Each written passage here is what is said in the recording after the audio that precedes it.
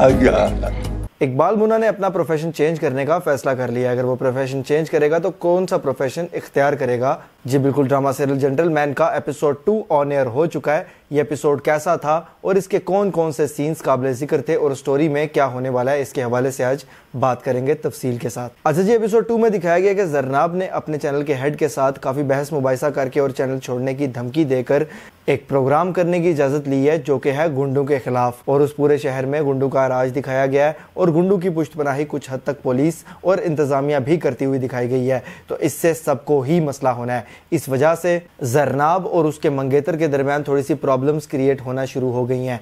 जरनाब ये चाहती है कि मैं जिसके खिलाफ भी आवाज़ बुलंद करूं मुझे कोई रोकने वाला नहीं होना चाहिए।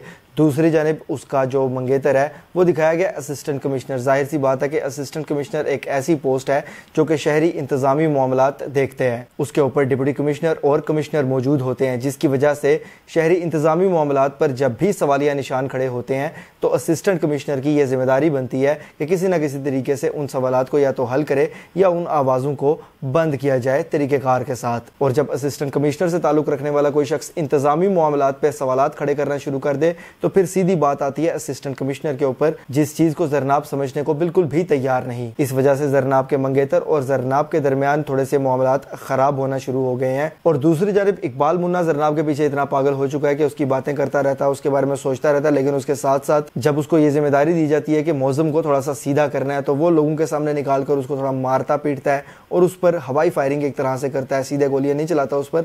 और वहीं पर आ जाती है जरनाब। इसी मौका पर जरनाब उसको एक रख के चपेट मारती है। पहले तो यहाँ पर मेरे लिए एक अजीबोगरीब बात यह है कि इतना बड़ा गुंडा दिखाया गया है और उसने इतने छोटे से मामले के पीछे चपेट खा ली बीच बाजार में।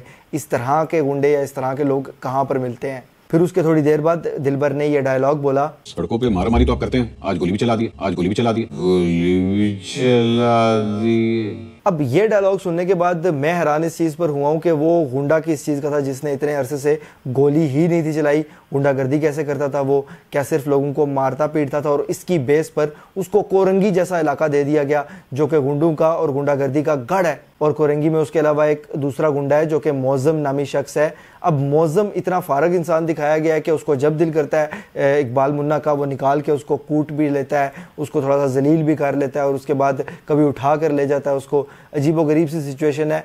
और इकबाल मुन्ना ही उस इलाके का सबसे बड़ा गुंडा दिखाया गया है, लेकिन उसने आज तक ना तो कभी गोली चलाई है और ना ही किसी को गोली मारी है। तो एक बार फिर से वही सवाल दोहराऊंगा कि कैसे इकबाल मुन्ना इतना बड़ा गुंडा बन गया कि उसको कोरंगी जैसा इलाका दे दिया गया। अच्छा, इसके बाद दिखाया गया जी कि जरनाब के सामने अपनी इमेज चेंज करने के लिए इकबाल मुन्ना ने अपना प्रोफेशन चेंज करने का फैसला कर लिया है। अब यहाँ पर सवाल ये पैदा होता है कि अगर इकबाल मुन्ना जैसा गुंडा अपना प्रोफेशन चेंज करता है तो वो कौन सा प्रोफेशन इख्तियार करेगा?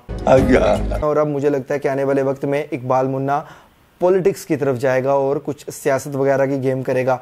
पहले ही बड़े बड़े जो इलाके के सियासतदान हैं, कराची के बड़े बड़े सियासतदान, वो इकबाल मुन्ना के और उसका जो बड़ा भाई है, जो हेड है उसका, रहमती के दुश्मन दिखाए गए हैं। और जब वो डायरेक्ट उन्हीं का प्रोफेशन चूज़ करेंगे और उन्हीं को टक्कर देंगे सामने आकर तो मज़ीद उनकी दुश्मनी बढ़ेगी। इस वजह से स्टोरी में काफ़ी सारा चेंज आने वाला है। कहानी शुरू तो हंसी मजाक और खेल मस्ती के साथ हुई है, लेकिन आने वाले वक्त में ये काफ़ी सीरियस मोड़ इख्तियार करने वाली है। बहरहाल जी, एपिसोड में बहुत से ऐसे मज़ेदार सीन हैं जो कि मुझे बहुत मज़े के लगे हैं, बहुत ज़्यादा इंगेजिंग थे। और जो डायलॉग्स थे इसमें बड़े मज़े के थे। फ़नी डायलॉग जहाँ पे थे वहाँ पर वाकई ही में हंसी आ रही थी, और जहाँ पे कुछ इस तरह का डायलॉग था जो कि वाकई में थोड़ा सा बूस्ट करे या थोड़ा सा गूस बम्स वाला हो तो वाकई ही में इसी तरह की फीलिंग आ रही थी। इसका मतलब है कि इस ड्रामा का स्क्रिप्ट बड़ा मजबूत तरीके से लिखा गया है। डायरेक्शन में छोटी मोटी कमज़ोरियाँ मुझे नज़र आ रही हैं, लेकिन उम्मीद है कि आने वाले वक्त में वो भी दूर हो पाएंगी। बहरहाल जी, एपिसोड 2 तो इसका बहुत ज़बरदस्त और बहुत मज़ेदार था। इस वजह से मैं इसको दूंगा 10 में से 9.5।